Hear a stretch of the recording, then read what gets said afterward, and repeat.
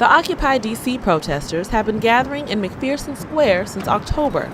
In February, about 4 months after the movement began, National Park Police raided the encampment to enforce a no camping rule. But protesters are not giving up without a fight. Karen Yao comes to the encampment with her infant son every day. She joined the movement last month and says that she decided to come back after the raid because the conditions that brought her to the raid have stayed the same. Homeless people,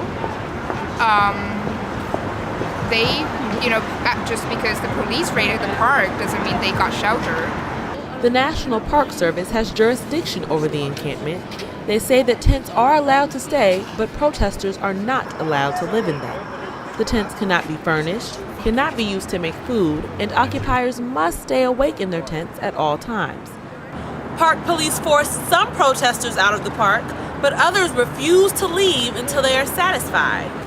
Occupy protester David Bloom didn't decide to join the movement until he heard rumors about the raid. He will continue to return to McPherson Square to support Occupy DC and prove that protesters have rights that should be protected.